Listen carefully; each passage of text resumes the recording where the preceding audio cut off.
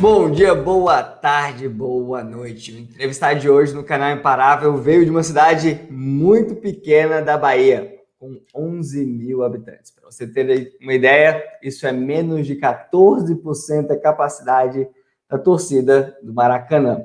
Para mudar de vida, ele teve de ir para outra cidade fazer faculdade e lá ele descobriu o mundo dos concursos. Após 7 tentativas frustradas, ele, enfim, conseguiu sua tão sonhada aprovação como promotor de justiça no Ministério Público do Distrito Federal e Territórios.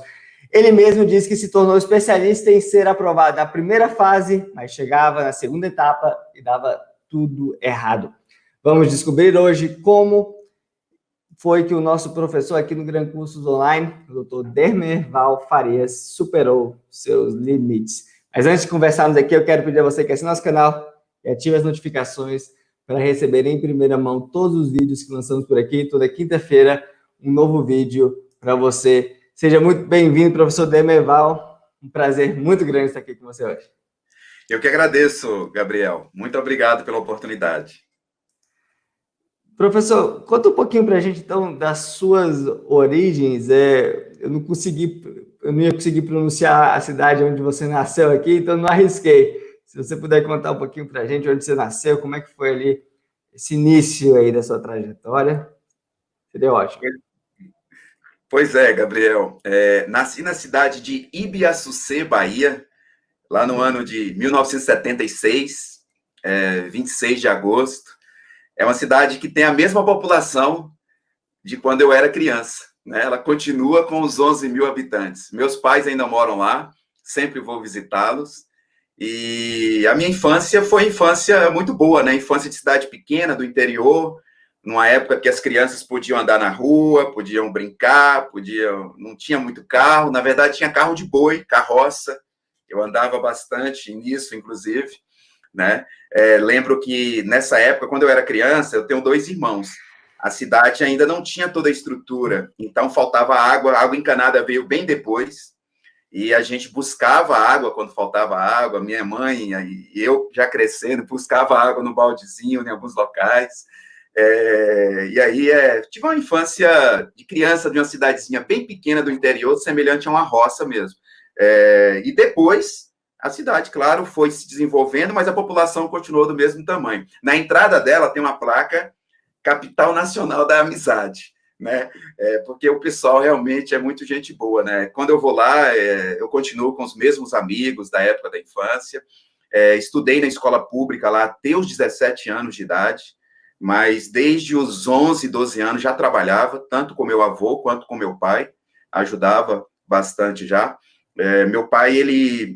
É muito difícil uma cidade deste tamanho, nessa época, década de 80, a escola pública, não, salvo engano, tinha uma professora que tinha conseguido concluir a faculdade, de todos os meus professores. Hoje, lá, todos os professores têm universidade. Na minha época, não. E quando eu completei 17 anos, meu pai, aí ele me mostrou, falou assim, olha, você vai morar com sua tia lá em Vitória da Conquista, que é a cidade mais próxima, maior, né? Na época tinha 200 mil habitantes. E aí aquilo foi um choque para mim, né? Sair da cidade pequena, dos meus amigos ali, que jogava futebol todo dia, no final da tarde, numa época que você ainda podia matar passarinho, né? Hoje eu falo isso pro meu filho, ele leva um choque, né? Outra cabeça. Mas, e aí eu fui estudar em Vitória da Conquista. Morei com minha tia, fui estudar 2 anos na escola particular. Mas, assim, a diferença era gigantesca. Eu não conhecia trigonometria. O que era isso em matemática? Eu não tinha visto isso na minha escola, né? Então, assim, foi um choque muito grande. As matérias que dependiam de leitura, eu conseguia avançar. Mas essas que dependiam de um conhecimento prévio, de bons professores, foi muita dificuldade, porque era um dos melhores colégios da cidade. Meu pai fez um sacrifício danado para me mandar estudar. Quando eu saí para estudar, para você ter ideia, eu acho que tinha 3 pessoas só da cidade estudando fora. 3. Eu lembro, né? 2 dessas se tornaram promotoras de justiça em Goiás. Uma em Goiás e outra na Bahia. E a outra é médica. Só que depois, aí foi aumentando. Hoje lá, teve uma pesquisa que foi feita lá, que é a cidade proporcionalmente que tem o maior número de estudantes da região, fora. Proporcionalmente, por 11 mil habitantes. Porque eu conheço mães que lavam roupa para outras famílias, Gabriel, e o pai cria porcos, cria 2 vacas paridas e conseguiram formar os 2 filhos em medicina. Os 2 filhos em medicina. Eles não têm carro, veículo, né, andam a pé na cidade, com muito sacrifício, muito sacrifício. Claro que os 2, salvo engano, foram escola particular. Os 2 foram escola particular, no Rio de Janeiro. Porque, com o tempo, a escola pública lá melhorou bastante. Então, as pessoas conseguiram estudar na escola pública lá e já ir fazer vestibular na Universidade Federal de Salvador. Muitas vezes entram por cota de escola pública, mas competem com muitos alunos de todo o estado, que a gente sabe que muitos fazem escola pública e depois fazem cursinhos. Então, assim, é uma cidade que as pessoas estudam bastante. Minha irmã é médica, meu pai também conseguiu pagar o estudo para ela, e meu irmão continuou lá na cidade. Nesse tempo que eu fiquei em Vitória da Conquista, eu queria visitar meus pais, né? Era uma época muito difícil, não dava para comprar passagem de ônibus de 15 em 15 dias. Então, a gente pegava muito carona, eu e meu primo, a gente caminhava. A escola que a gente estudava dava 40 minutos para ir, 40 minutos para voltar a pé. E tinha atividade de educação física. Então, a gente fazia todo esse percurso, todo dia, e educação física 2 vezes na semana. Você ia a pé todos os dias? Oi? Você ia a pé todos os dias? Todos os dias, não pegava ônibus, não. Todos os dias. A gente ia a pé. E aí, eu ia a pé com meu primo não queria pegar ônibus. Eu até que tinha um pouquinho de dinheiro a mais que dava para pegar ônibus. Mas como não dava, eu ia com ele a pé. Então, a gente ia a pé, encontrava outros pelo meio do caminho. Nessa época, a Vitória da Conquista é uma cidade muito fria, o clima é frio, por incrível que pareça, é Bahia, mas lá a altitude é 1.000 metros, né? Então, é uma cidade muito fria. Hoje ainda tem muito frio lá, mas eu lembro que eu acordava com a calça comprida, vestia outra por cima e caminhava, né? Caminhava até lá. 2 anos assim, e pegava carona muitas vezes em cima de caminhonete, né? Naquela época a gente viajava em cima de caminhonete, em cima de picape Pampa, né? D20, eu lembro desse tipo de veículo, para poder ir ver os pais de 30 em 30 dias. Então, esse foi o 2º grau. O 2º grau foi assim. Quando terminou o 2º grau, aí fui fazer vestibular, já queria fazer direito, e nessa época na Bahia, salvo engano, tinha 2 faculdades, 3 ou 4 faculdades de direito. Era de 2 a 4 faculdades de direito, somente. No estado inteiro? No estado inteiro. E aí eu fui fazer em Minas Gerais, fiz matrícula em Salvador e Minas. Acabou que eu passei em Minas e passei em Valadares e não fui fazer em Salvador. Eu tive a oportunidade de estudar em Salvador. Eu até fiz uma matrícula lá para ficar 1 ano em Vitória da Conquista e 1 ano em Salvador. Mas eu não me adaptei muito ao estilo de Salvador, acabei indo para Governador Valadares e não quis transferir também para Bahia. Me adaptei muito na cidade de Governador Valadares, que era uma cidade do porte de Vitória da Conquista na época. Minas, nessa época, já tinha 25 faculdades de Direito. Aí eu fiz a faculdade, passei em Valadares, passei também numa cidade do sul de Minas, Alfenas, fiz em Valadares, e durante o tempo da faculdade aí foi dureza, porque assim, eu estava a 200 quilômetros da minha família. Quem nasce no interiorzinho, vive com os amigos, com os pais, é muito apegado. E aí, para visitar agora, já era de 4 em 4 meses, 6 em 6 meses, e pegava aqueles ônibus, né, que vinham de São Paulo, os ônibus da Gontijo, eu lembro, que vinha e passava na rodoviária em Valadares, e viajava a noite toda, um pedaço do dia, para chegar na minha cidade lá. Mas ia de 6 em 6 meses, 4 em 4 meses. No início foi muito difícil. Valadares é uma cidade muito quente, totalmente diferente da Vitória da Conquista. Calor grande. É uma cidade que tem campeonato mundial de voo livre, né? Que tem um pico muito alto, o pico do Bituruna. Mas me adaptei muito bem em Valadares, na faculdade. Estudei muito na época da faculdade, muito mesmo. Agora, sim, não tinha naquela época o Gran Cursos online. Então, hoje, a gente vê que eu recebo mensagem de alunos do GRAN que estão no 2º ano de faculdade, Gabriel. 3º ano de faculdade. Essa semana eu recebi 3º ano de faculdade. Eles mandam, às vezes, pelo direct do Instagram. são alunos matriculados no GRAM e vêm fazer perguntas. Na minha época, não tinha essa oportunidade. A gente tinha curso presencial onde? Brasília, Belo Horizonte, São Paulo, cursos preparatórios para concurso. E durante a faculdade, apesar de ter estudado bastante, na época os professores davam livros de presente para aqueles que tiravam as maiores notas, né? Eu lembro disso. E então, assim, apesar de ter tido dificuldade para concluir o segundo grau nas matérias mais exatas, que eu tive que estudar muito mesmo para tentar acompanhar os alunos, na faculdade, como era leitura, era direito, era aquilo que eu queria, então, assim, eu conseguia, porque o curso de direito, o curso jurídico, ele te dá a oportunidade de você fazer por conta própria muita coisa. Então, eu baixei a cabeça nos livros mesmo. E a partir do terceiro ano, eu montei um grupo de estudos, e já para concurso.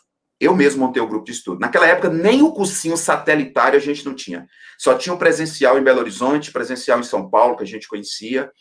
E a partir do terceiro ano, a gente começou a estudar bastante. Muito mesmo. Mas por que o concurso? O que te acendeu essa chama do concurso e já na faculdade? Pois é, meu pai falava, né? Você tem que advogar, porque naquela época, eu estou falando de quando? Eu entrei na faculdade em 1996, né? Então, eu fui fazer o segundo grau, 2 anos do segundo grau, que eu fiz 1 ano na escola pública, fui fazer em Vitória da Conquista em 94. Então, fiquei em 94, 95 e 96 eu fui para Valadares. 96, 97, 98, 99, 2000. Formei em 2000. Na época da faculdade, fiz estágio na Procuradoria da Fazenda Nacional. Nessa época, eu comecei a enxergar o Ministério Público, né? Fazendo aqueles estágios que você vai ao fórum, vê o promotor fazendo o júri. Na época, eu vi o promotor fazendo um júri complexo, né? De um sujeito que tinha sido policial, tinha sido afastado, e um júri muito complexo de homicídio. E a gente via isso, era um momento de crescimento do Ministério Público, principalmente depois da Constituição. O Ministério Público foi se consolidando como uma instituição muito importante, e várias pessoas que faziam faculdade de Direito, uma parte tinha o ideal de ser juiz, outra parte tinha o ideal de ser promotor de justiça, principalmente promotor de justiça. Naquela época, a gente tinha colegas no Brasil que faziam grandes operações de combate à corrupção, de combate à criminalidade. Isso chamava a atenção, né? Você via isso o tempo todo, e assim, era um sonho de contribuir com a sociedade. Você via que era um trabalho que te daria uma estabilidade financeira, né, de um cargo bom no funcionalismo público, e te daria o privilégio de contribuir com a sociedade de maneira independente, sem ingerências, né? Então, isso era algo formidável. E aí, esse sonho foi se materializando durante a faculdade, e eu não quis ir para a advocacia. Quando eu me formei, meu pai até me convidou, falou, não, tem um advogado aqui na região que disse que você pode vir trabalhar com ele, mas eu não fui. Eu preferi continuar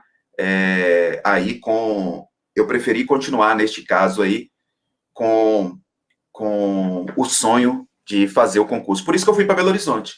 Aí foi uma vida bem diferente da faculdade, tá?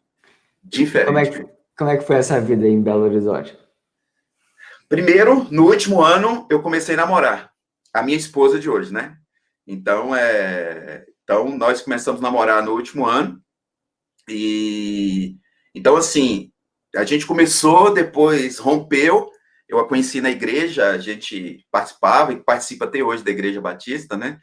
E eu a conheci na igreja e a gente rompeu o relacionamento e voltou justamente no mês de dezembro, 25 de dezembro, Natal.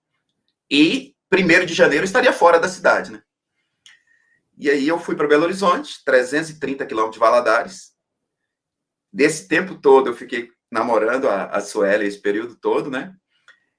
E 3 anos e meio em Belo Horizonte, Gabriel, foram assim, a gente montou uma república, eu e outros colegas da mesma faculdade, para fazer cursinho em Valadares, cursinho em Belo Horizonte.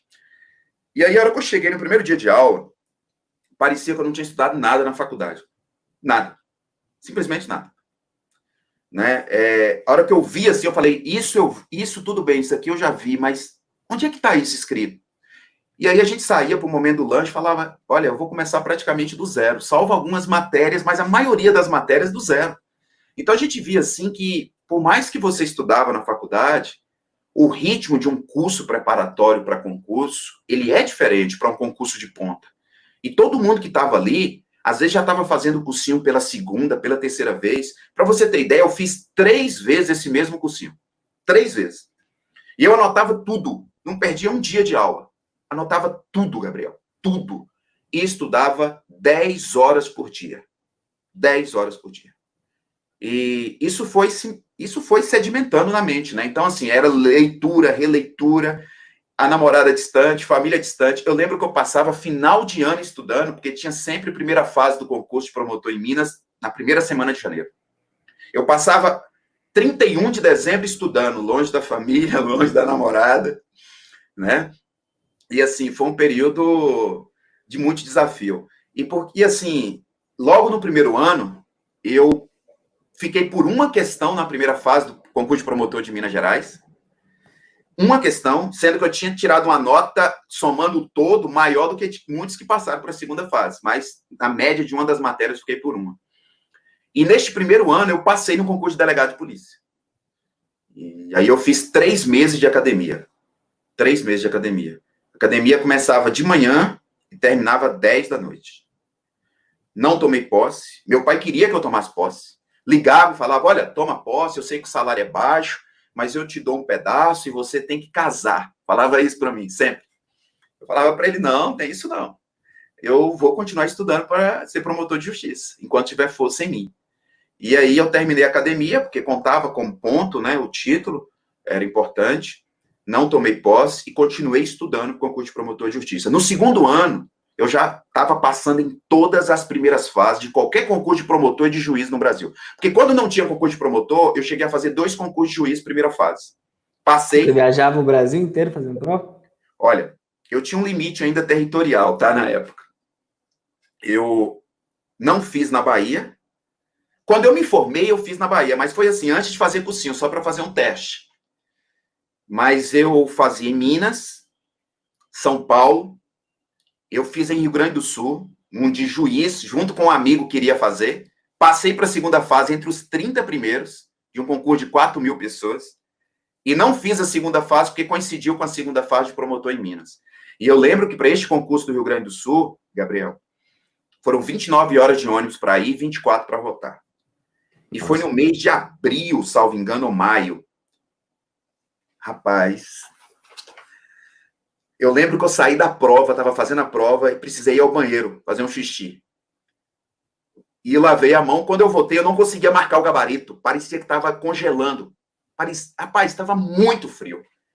E a volta também foi uma volta... Eu lembro que ele ficou com dor nos joelhos, meu colega, né? E assim, foi uma aventura bem legal, tá?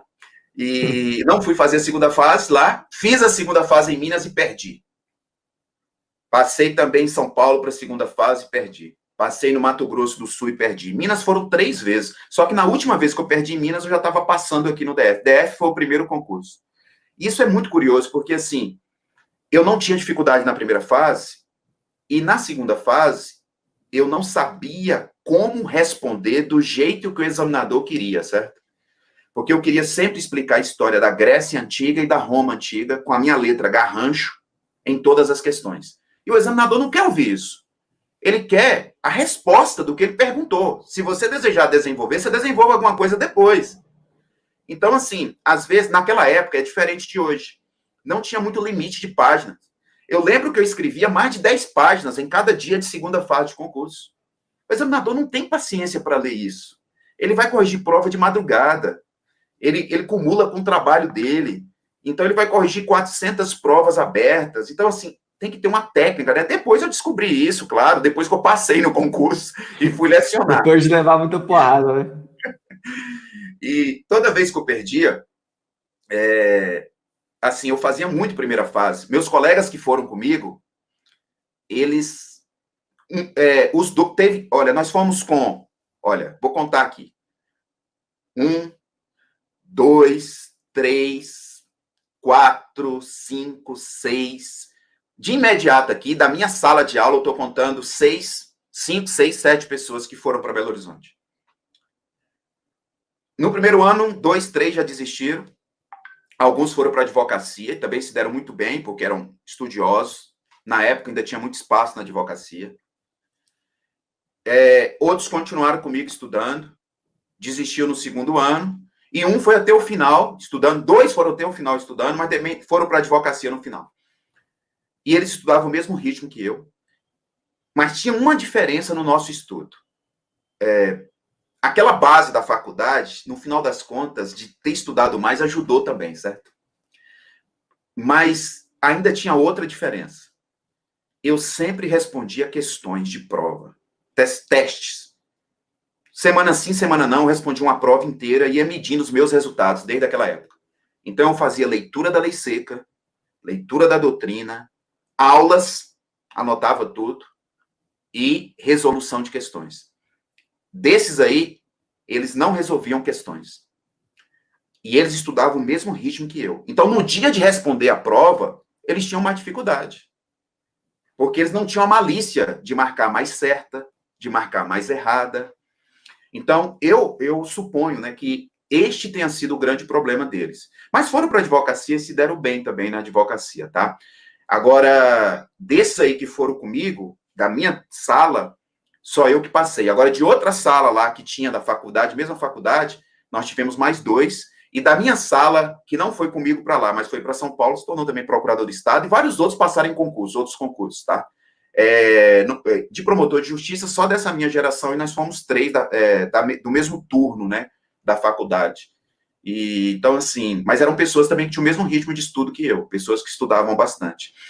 Agora, eu conheci também, nessa época, gente que não estudou nada na faculdade e que passou depois, mas encarou de verdade o concurso depois que foi para o cursinho, aí tomou vergonha na cara e estudou Sim. 10 horas por dia também até passar. E me diz uma coisa, professor, como é que era a situação financeira, né, nessa época que você fazia curso e se dedicava aos concursos públicos? Como é que você se virava aí nesse cenário? Isso é um negócio, assim, muito interessante, que eu devo muito ao meu pai, viu, Gabriel? Hoje a gente pode ajudar, né? Isso é muito gratificante, né? Porque hoje o comércio dele não dá mais, nem para manter as despesas. Então a gente consegue ajudar hoje, eu e minha irmã, né? Então isso é fantástico. Na época, e até a época que minha irmã estudava, meu pai cobria o horário de funcionário no almoço. Cidade de 11 mil habitantes, ele sempre ia trabalhar. Ele não tinha carro. E ele falou assim, eu vejo que você está precisando de um carro, porque está muito longa a distância, para render mais. Ele me deu um carro e pagava os estudos. A época que eu fiz a academia de polícia, eu economizei metade do salário, né, que você ganha durante o período da academia de polícia, de delegado. Esse dinheiro eu usei também para viajar, para comprar livro, mas assim, os meus estudos, nunca faltou nada. Tem muita gente que tem várias histórias de concurso que realmente que foi com muito sacrifício na questão financeira. Meus estudos não faltou nada. Eu também não era uma pessoa que jogava fora.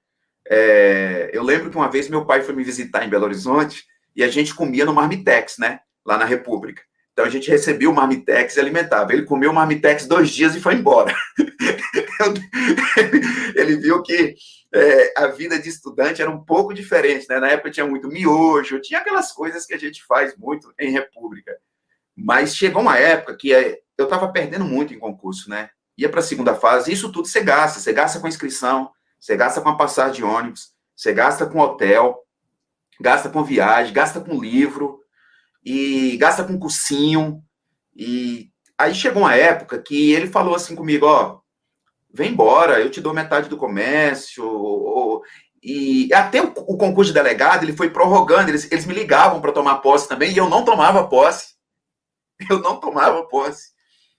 Porque o que acontece? Assim, no dia que eu perdia, realmente eu chorava mesmo. Era por poucos pontos, poucos décimos, entendeu? E no dia seguinte eu já estava estudando. A tristeza durava um dia, e no dia seguinte eu já tinha aquela raça, aquela obstinação de estar estudando. Porque o fato de estar passando na primeira fase, desde o primeiro ano, isso me motivou muito a pensar assim, ó, é possível. Porque eu via muita gente boa que não passava na primeira fase.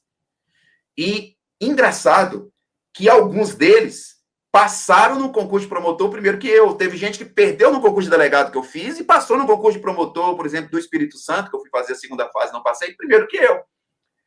Teve gente que foi até a fase oral de um concurso e depois não passou na primeira fase, Gabriel. Não, concurso, eu sempre digo isso, não é matemática, as pessoas têm que entender isso. Por isso que você tem que fazer muitos, e você não pode ter um umbigo enterrado no lugar que você mora, principalmente se você quer concurso de ponta. Você tem que abrir o horizonte. Ah, eu só quero passar em concurso no Distrito Federal, porque aqui eu amo que... Não, você tem que abrir o horizonte.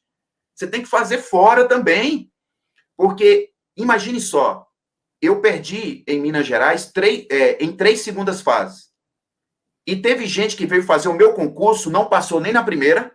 Teve gente que veio fazer a segunda fase comigo. Eu vim no meu carro com 4 pessoas, rachamos a gasolina. Só eu que passei dos 4, mas esses 4, um virou juiz em Minas, outro virou defensor público da União e a outra virou promotora de justiça em Minas. Agora você pensa bem.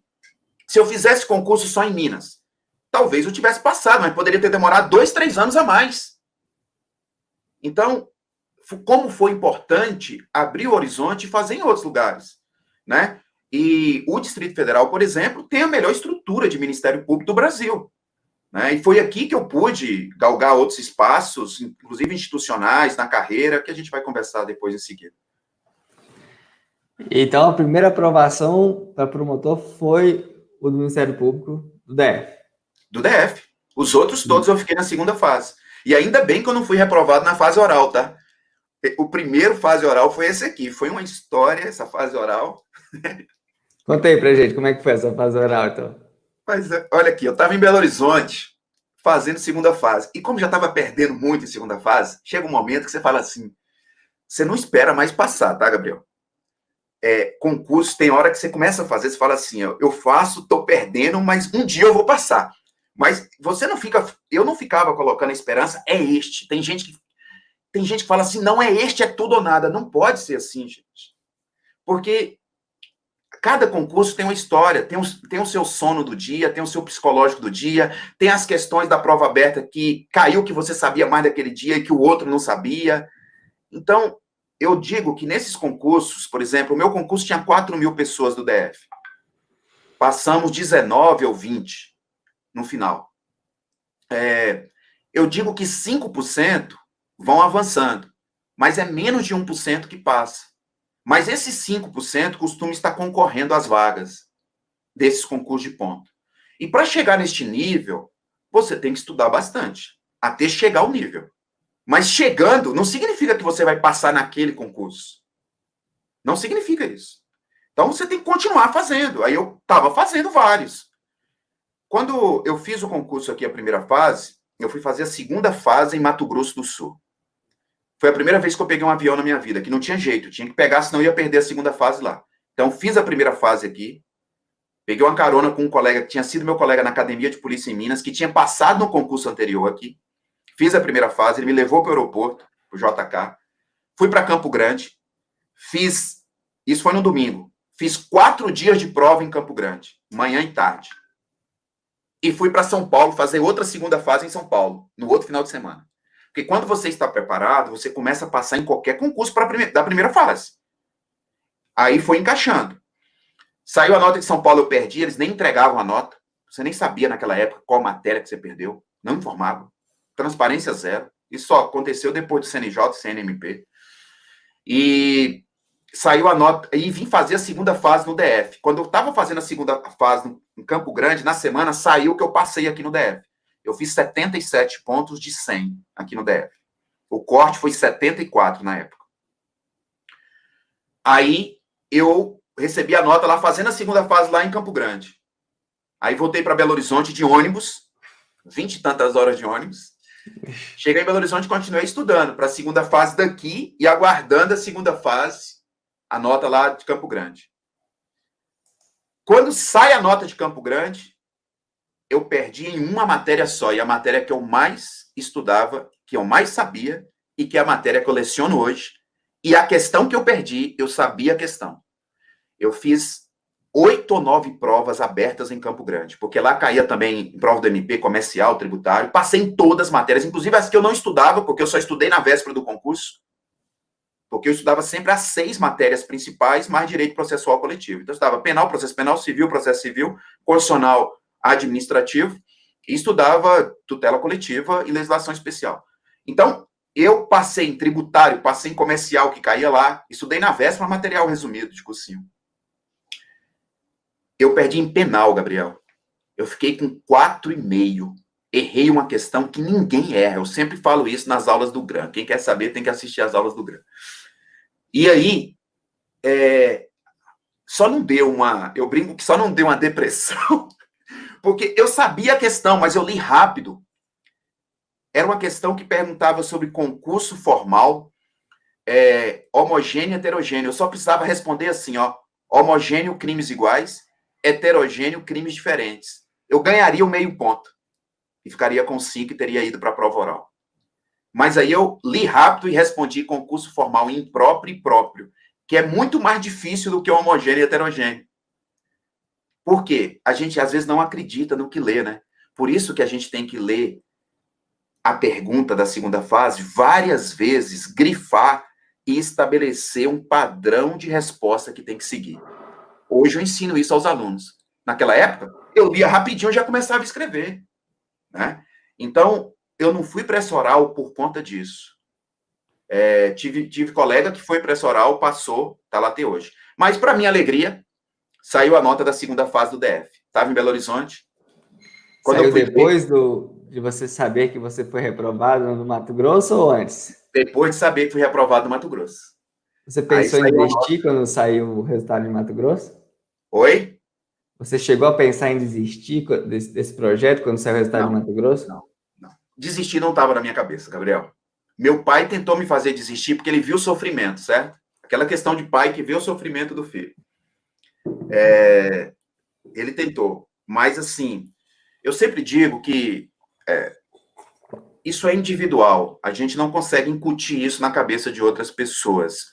O filósofo Kierkegaard, ele dizia que a fé é individual. E assim eu compreendo. Então, eu sempre fui uma pessoa de fé em Deus mesmo. Desde os 11 anos de idade, fui criado num lar de muita fé, né? Sou convertido, sou evangélico desde os 11 anos de idade. Sempre fui praticante mesmo, no sentido de contribuir com o trabalho social, evangelístico e tal. Então, eu sempre tive um relacionamento com Deus, e isso é individual, não estou dizendo que necessariamente você tem que ter isso para passar em concurso, não é isso. Mas isso me ajudou bastante na caminhada.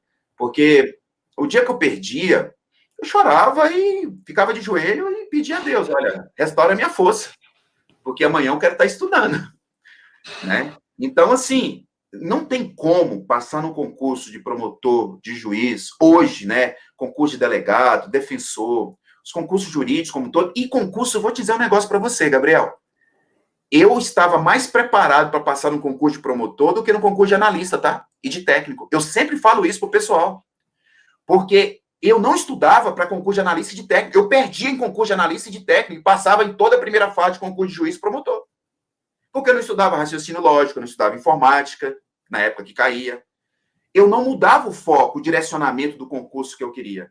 Teve até uma prova da AGU que eu fiz, que eu não passei porque eu não estudava previdenciário e trabalho, mas eu fui para a segunda fase, fiquei com 7 nas matérias que caía Ministério Público, de semelhante do Ministério Público, e fiquei com 4,70, 4,30, precisava de 5 na outra. Não virei AGU por conta disso, antes de passar no concurso de promotor. Porque eu tinha aquele foco ali, né, de não desistir e de continuar, porque você tem que escolher as armas. As armas é aquele material de estudo para o concurso que você quer. E, às vezes, serve para outros concursos também. Mas se você mudar todo dia, de acordo com o edital que sai, você não passa em concurso algum, né? Então, você tem que ter um foco determinado. Quando saiu essa nota de Mato Grosso, eu fiquei triste, muito mesmo. Nem pensei em recorrer. Na época era difícil recorrer. Você tinha que viajar, ir lá, pegar a prova e recorrer. Eu tenho uma colega que fez isso. Foi lá, foi fazer a prova comigo lá, e recorreu e não passou. Mas ela passou no mesmo concurso aqui junto comigo, é do meu concurso. E aí, quando saiu a nota aqui, estava em Belo Horizonte, eles me ligaram, olha, um colega meu que estava aqui, né, falou, saiu as notas, você já olhou? Eu falei, não. Quando eu fui olhar, não tinha informação completa, eu tive que ligar na comissão do concurso, não consegui ver pela internet. Eles falaram, olha, você perdeu em 2 matérias e passou só em uma. Então, em tese, eu teria perdido também no DF. Aí eu falei, tem como mandar a prova para mim? Ele falou, olha, só se você tiver um fax aí. Eu não tinha fax, morava em República, em Belo Horizonte. Fui lá numa vendinha que tinha perto, lá no bairro Funcionários, que eu morava perto do Tribunal de Alçada nessa época, perto do cursinho. Fui lá numa mercearia, falou, o senhor tem fax aí? O senhor recebe fax? Eu pago? Falou, recebo. Aí eu passei o número, peguei e liguei para Brasília. Quando eu recebi as provas, Gabriel, eu tinha passado em 2 e ficado por 6 décimos em uma. Eu não tinha perdido em 2, como foi me informado pelo telefone. E mais, nessa que ele disse que eu tinha perdido, eu tinha tirado 8,9, que era constitucional e administrativo. Na época, a nota era T100, eu tinha tirado 89. E mais, das 200 pessoas que fizeram a segunda fase, 4.000 fizeram a primeira fase. 200 fizeram a segunda fase, 5%. Dos 200 que fizeram a segunda fase, só 20 pessoas passaram na prova de penal. E eu tinha passado na prova de penal. E aí eu tinha ficado em processo civil e civil com 5,4. E foi a primeira vez que o concurso do MP do DF teve nota acima de 5. Então, só 5 pessoas tinham passado para a prova oral. Então, qual era o cenário que pintou para mim?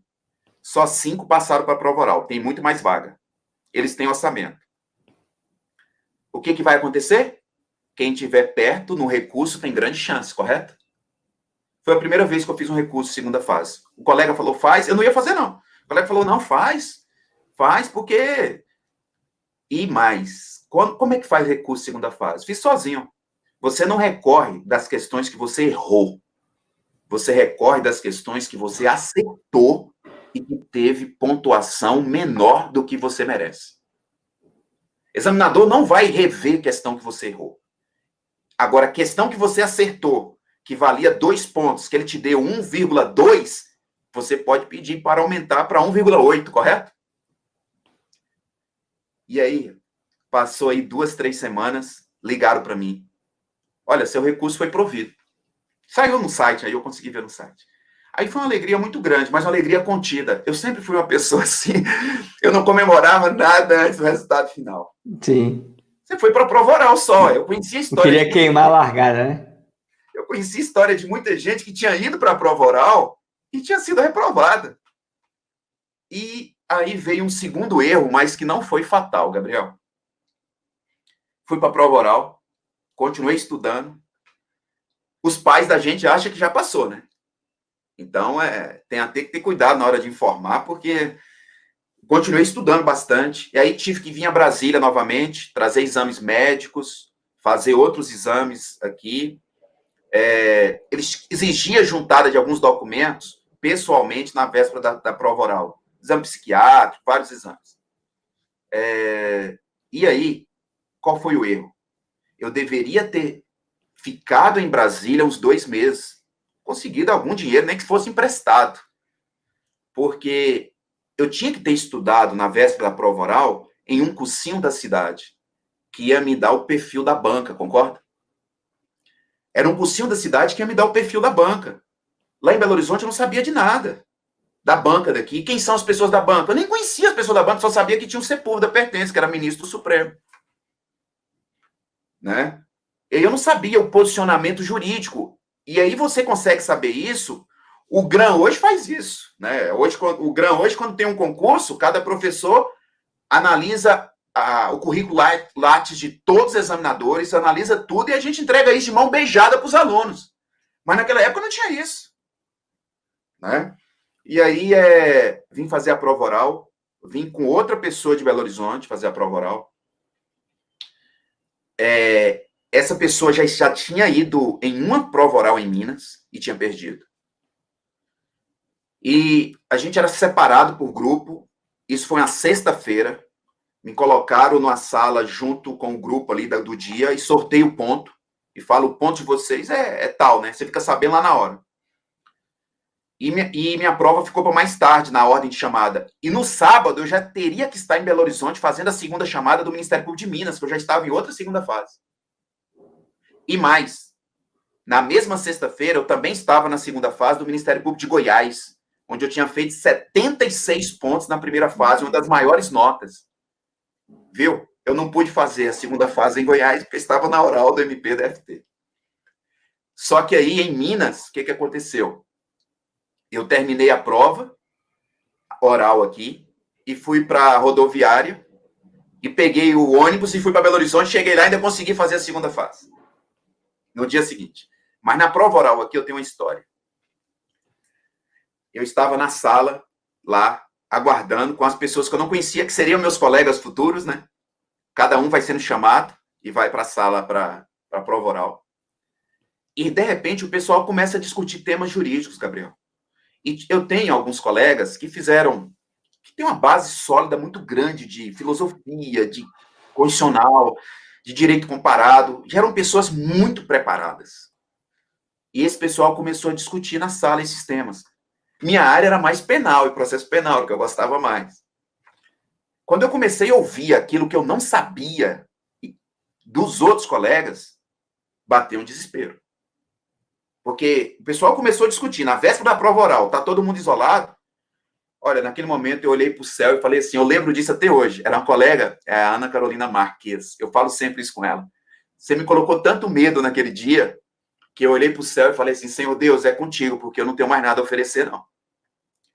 Aí eu fui para a prova oral, me chamaram, eles colocam um copo com água na frente da cadeira. Esse copo com água fica com água o tempo todo, porque ninguém tem coragem de beber, Gabriel. Porque todo mundo fica tremendo, certo? Então o sujeito pega o copo com água, ele tem medo de cair. Então ele não pega. Eu peguei o copo, bebi, e as primeiras perguntas de penal eu sabia todas. Todas. E foi a primeira matéria. Perguntaram coisa que eu tinha lido livro específico de investigação criminal do Ministério Público, só que eu não conhecia a banca.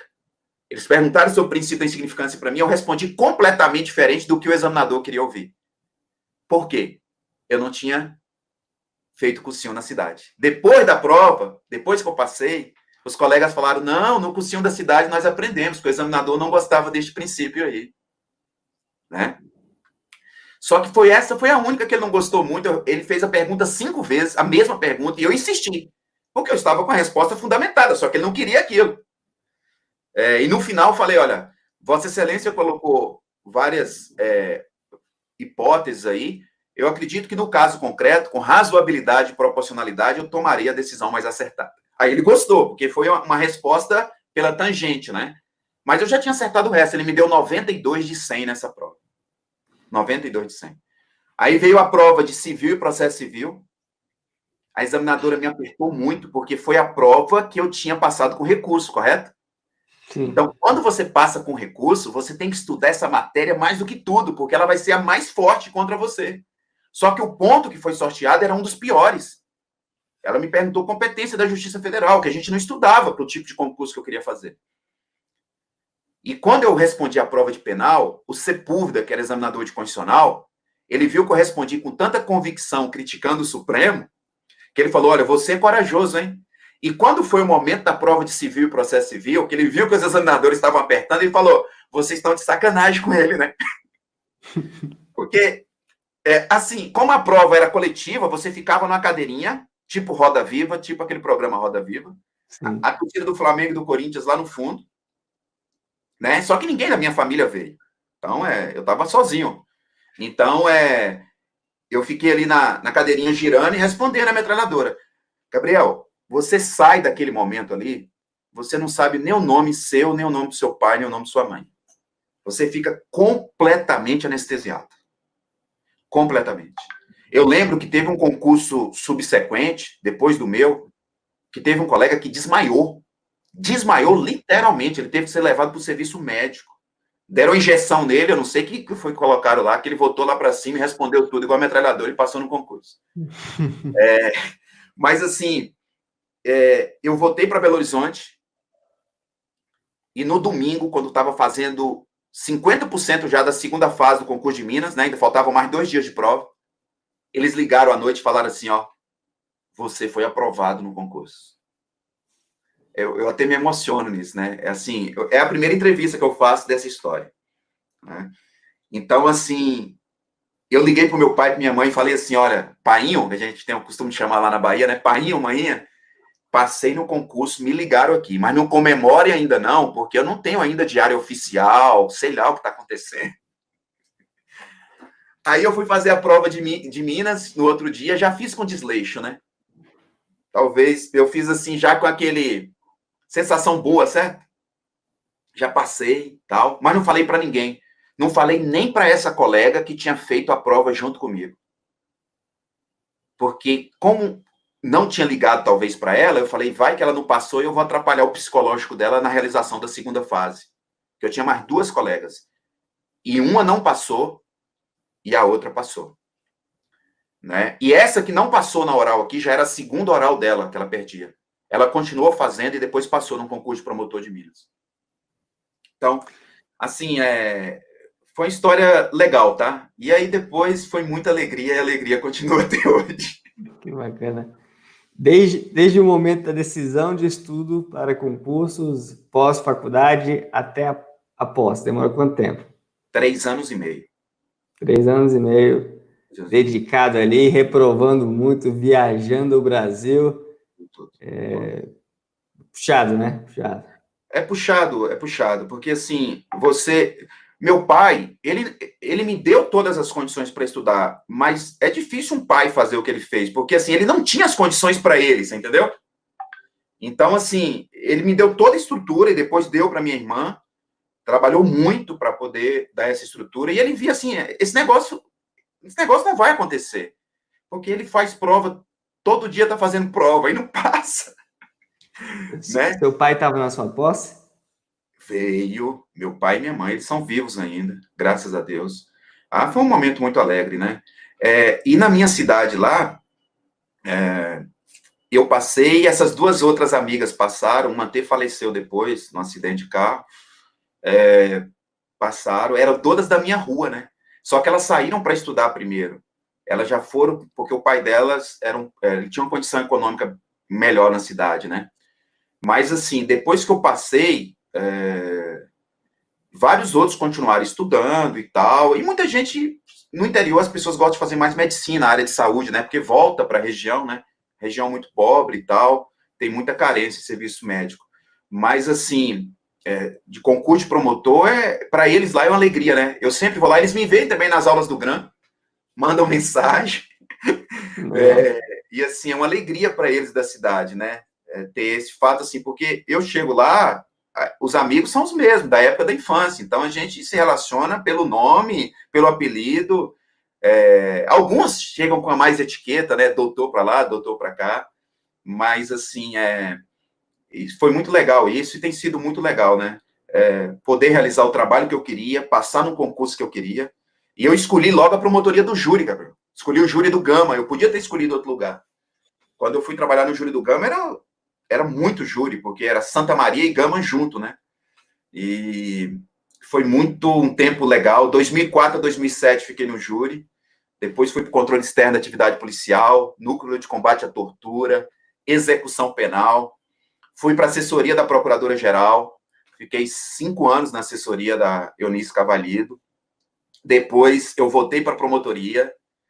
Eu me candidatei a conselheiro do Conselho Nacional do Ministério Público, que são 4 vagas para o MP da União, MP do DF, MPF, MPT, MPM, e 3 vagas para os MPs do Estado. O CNMP fiscaliza 17 mil promotores no Brasil.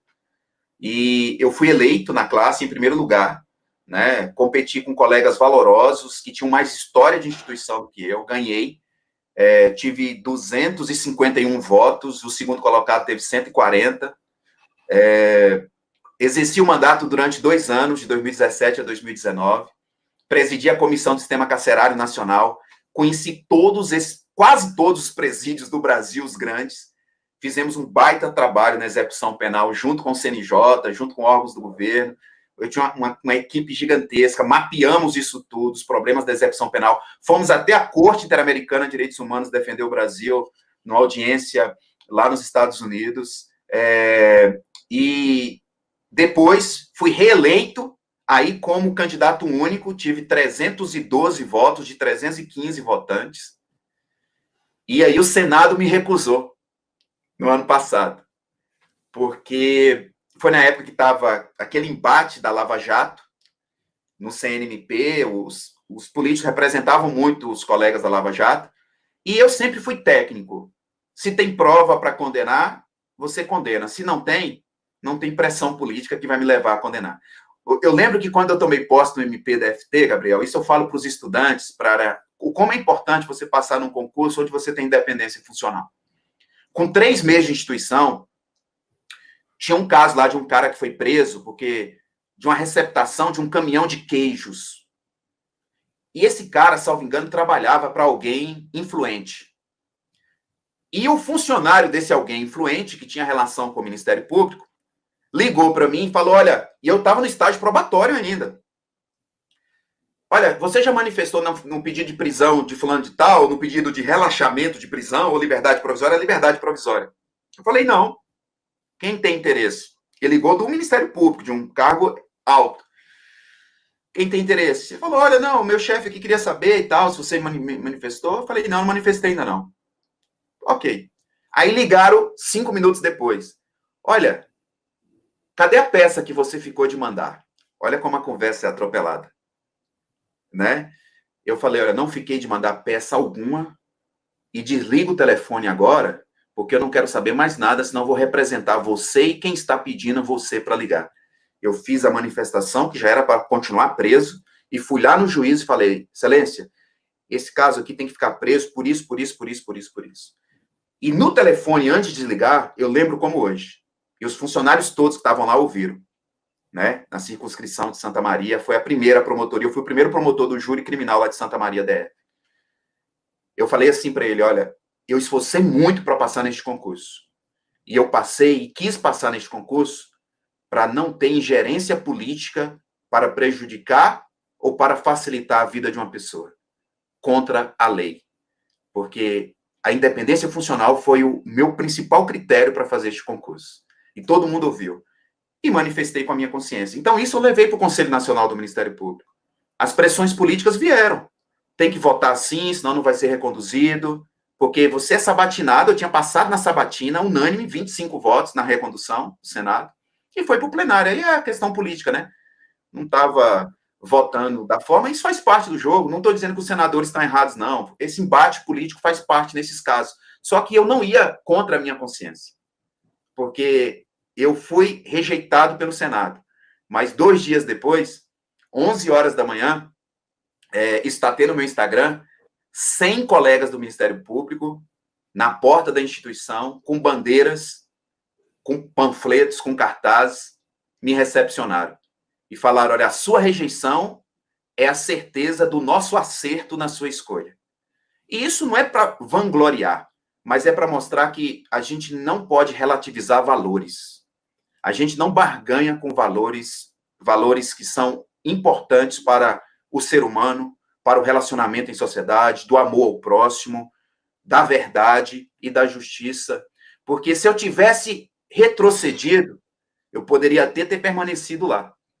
Mas poderia talvez não ter permanecido, porque o jogo político ele é pesado. Mas eu não conseguiria dormir de noite. E o meu sono, eu nunca perdi uma noite sequer de sono. É uma derrota, que você sonhou, estava fazendo um trabalho brilhante lá, não meu, da equipe, todo mundo reconhece isso.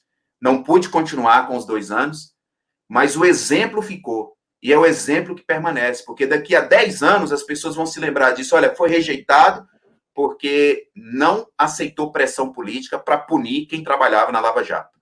Então, assim, isso tudo, o que proporcionou foi ter passado num concurso que te dá as condições, mas também tem aquilo que você não pode esquecer.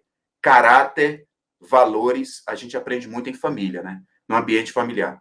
Então, assim, eu agradeço muito aos meus pais, que me deram esses valores de reforço, e isso eu levo para toda a vida, né? Levo também para a sala de aula, no GRAM, nas aulas online, e eu acho que isso é o que vale a pena na nossa caminhada aqui, né? Ser uma pessoa que transmita aos outros valores como esse. No caso, eu transmito pela minha fé individual, que eu creio em Deus, para a minha salvação. Transmito os valores também de relacionamento. Eu sei que muita gente não crê em Deus, mas eu transmito também os valores de exemplo e peço a Deus para não errar, para não ser pedra de tropeço para as pessoas, né? Mas sim para estar inspirando outras pessoas para fazer concurso. Para você ter ideia, Gabriel, a gente já tem aí vários ex-alunos aprovados, que hoje me chamam de professor como colega meu. Outro dia eu estava trabalhando com o colega que tinha acabado de ser aprovado e foi meu aluno, e ele estava dividindo promotoria comigo. Então, isso é muito prazeroso, ou seja, passar num concurso desse, ter uma qualidade de vida excelente, você não fica rico, mas você tem um salário que dá para viver com excelente qualidade de vida para você e para seus familiares, e ainda lecionar e levar outros a alcançar esse resultado. Então, assim, eu só tenho a agradecer a Deus e agradecer a tudo que acontece, né, na minha vida. Agradeço também por você ter aparecido, ter propiciado esse meu trabalho online também. Então, assim, são coisas que a gente tem a dizer e isso é muito bom. Parabéns pela história e nós que agradecemos pela parceria brilhante que nós temos aqui. Professor Dermeval, sua história é muito inspiradora. Você conseguiu chegar muito longe, uma cidadezinha pequena de 11 mil habitantes, até ir ao exterior, defender o Brasil em ações tão importantes, em questões tão importantes para a nossa nação. Eu queria saber, pedir para você, desse um conselho para quem está nos acompanhando hoje, talvez está desmotivado, talvez está pensando em parar, para que essa pessoa continue sendo imparável, para que essa pessoa continue na caminhada, porque nós sabemos que quem persiste, quem segue em frente, quem é imparável, em algum momento vai conseguir chegar lá. Eu digo o seguinte, Gabriel, porque para passar em concurso, seja no concurso de técnico, de analista, da prefeitura municipal, do estado, da União, tem que ter obstinação. Primeiro tem que decidir que quer. E depois que decide que quer, não pode parar porque o namorado pediu, porque a esposa pediu, porque o filho pediu. Eu não estou dizendo para romper relacionamento, não estou dizendo isso. Eu estou dizendo que a gente tem que ter paciência com as pessoas que nos cercam, porque nem todo mundo vai compreender o que é estudar para concurso. Isso é normal. Sua tia não vai compreender, vai dizer à sua mãe que você só estuda e que deveria tomar vergonha e trabalhar. Isso faz parte da caminhada. Não fique, não fique zangado ou zangada com a sua tia. É a visão que ela tem de mundo. Nós temos que, portanto, ter uma concentração muito grande, resiliência, saber que nós vamos apanhar bastante, apanhar na conversa, na zombaria. Eu lembro quando eu estava fazendo segundo grau, não contei isso, eles chamavam a gente de pé vermelho, eu e meu primo, porque a gente vinha do interior, ia para uma cidade maior, então era bulinado o tempo todo. E isso não afetou o nosso psicológico, de modo que atrapalhasse a nossa caminhada. Meu primo conseguiu se formar, hoje é político e tudo, e fez faculdade. Então, assim, a gente tem que saber que espinhos no caminho serão muitos. Muitas dores, muitas derrotas nas batalhas, mas quem persiste passa. Eu dou aula há 16 anos e estudo e mexo com concurso praticamente desde o ano de 2000, então já são 20 anos. E quem não desiste passa. Já vi gente passando, meu aluno e minha aluna, com 2 anos de formado em concurso de juiz e promotor, com 6 anos de formado, com 8 anos, com 10 anos. Alguém pode falar, com 11 anos já vi. Inclusive agora passou uma recente, que a turma dela, quando dava aula, passou em 2014. Ela passou agora para juíza em Minas e tomou posse. Mãe já, com filha desde 2014, trabalhava, estudava, nunca deixou seu sonho de lado. Vai ter um momento que talvez você vai ter que conciliar com muito trabalho mesmo. A maioria das pessoas que passam, trabalham. Outros que conseguem estudar sem trabalhar, ótimo também. Mas é possível passar.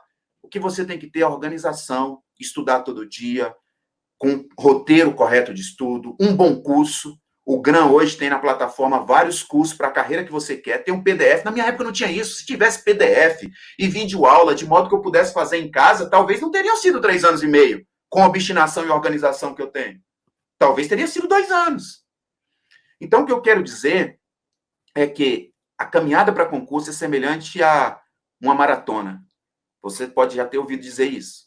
Onde você tem uma mochila e a cada 500 metros, alguém coloca uma pedra dentro dela. Então, 500 uma pedra, 1.000 duas pedras, né? 10.000 metros, já temos 20 pedras, 20.000 metros, já temos 40.000 pedras, e vai até os 42 quilômetros de pedras duplicadas, 84 pedras. No final, você está cansado, as costas estão raladas, doendo, literalmente doendo as costas, porque vai exigir muita bunda de cadeira para estudar, mas vai valer a pena. Alguém pode falar, não, valeu a pena porque você passou. Opa, não. Eu passei antes em outro concurso e arrisquei não tomar posse para continuar o meu sonho, né? E digo a vocês que teve um momento que meu pai falou, olha, volta porque já está ficando difícil financeiramente. Também. Eu falei, olha, o dia que o senhor falar que realmente não tem mais condição, eu volto para minha casa, morava em Belo Horizonte, volto para os 11.000 habitantes de Ibiaçu, com os meus livros, mas vou continuar estudando dentro de casa. Não vou trabalhar enquanto tiver forças para estudar. Você não é derrotado quando perde no concurso. Isso é batalha. Tem que continuar fazendo. Você é derrotado se ainda tem força e desiste. Pode até chegar um dia que realmente você terá que desistir do concurso, porque você encontrou outra opção na vida, já realmente mudou de ideia. Pode até chegar um dia, talvez 15 anos depois de estar estudando, pode até chegar um dia. Mas depois que você usou toda a sua força, toda a sua obstinação, você não é derrotado. Porque passar em concurso não vai te tornar uma pessoa melhor. Tem muita gente que passou em concurso que não merecia passar em concurso. Que não tem caráter, não tem dignidade, não tem valores. Você tem que carregar na vida toda sua os valores, o relacionamento. Isso que vale a pena. E levar para a sua carreira pública isso, para poder ser um servidor público, servir, que serve à sociedade. E não fazer concurso para ganhar dinheiro.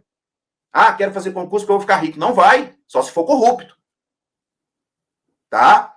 Então, veja só, não faça pelo dinheiro, faça pelo sonho, pelo ideal de modificar a realidade social, de contribuir com o país. O dinheiro é uma consequência, porque o dinheiro só ele não traz nenhuma felicidade, alegria momentânea. Mas os valores e o ideal, a missão de vida e o propósito, isso traz alegria. Então, não desista. Olha, vai doer, vai ter semana que você não vai aguentar estudar 1 hora. Eu estudava 10 horas no início, Gabriel. Mas no final, só aguentava estudar 6 horas. Já eram 3 anos e meio. Mas não desistia. Tinha dia que dava 10, mas tinha dia que a maioria do dia só 6. Conjugava com atividade física e ia. Tem que ser assim, tá? Não desista, porque quem não desiste passa. Mas saiba, não é uma missão fácil. Quem disse para você que estudar é fácil, mentiu. Tudo que é valoroso na vida, que é de valor, na verdade, tudo que é valioso na vida, melhor dizendo, tudo que é valioso, exige um grande esforço. E passar num concurso público é um fato muito importante, principalmente no nosso país, um país desigual, um país de grande desigualdade econômica e social. Eu vejo isso em vários lugares, né? Principalmente com o meu trabalho que eu exerci ultimamente, e quero dizer a você que passar no concurso é um sonho de muita gente. E se você tem a oportunidade de estudar, o grande é isso hoje, porque antigamente você tinha que fazer um alto investimento para estudar, mudar para cidade grande, alugar apartamento, alugar... Eu morei em pensionato em Valadares, depois eu morei numa república, depois eu morei em República Belo Horizonte. Hoje o GRAN te dá a opção de estudar com um valor bem pequeno, simbólico, porque ele alcança o Brasil todo, e com o conteúdo que a gente dá há vários anos para pessoas que pagam muito caro no curso presencial. O GRAN dá a mesma coisa no online, então você tem a estrutura do Brasil todo, tem essa estrutura. Então imagine só, hoje é mais fácil estudar, mas a geração hoje, às vezes ela gosta de facilidade. A gente ainda tem que encarar as coisas com muita seriedade. E uma dica que eu dou, não desista. E a outra dica que eu dou é, estude longe do celular e de redes sociais. Seu estudo vai render mais nesse horário. Verdade. Professor, muito obrigado pela entrevista. Foi um prazer conhecer um pouco mais da sua história. Parabéns mais uma vez pela trajetória inspiradora, pelo trabalho como professor, pelo trabalho no Ministério Público, esse trabalho de serviço ao cidadão, de serviço ao Distrito Federal e aos territórios representados por esse MP. Muito, muito obrigado pela parceria aqui conosco e tenho certeza de que vamos ajudar muitos alunos juntos. Se você gostou deste vídeo, assine nosso canal, ative as notificações, deixe o seu comentário, deixe o seu like, que será um prazer ter o seu feedback. Muito obrigado e até a próxima quinta. Até mais.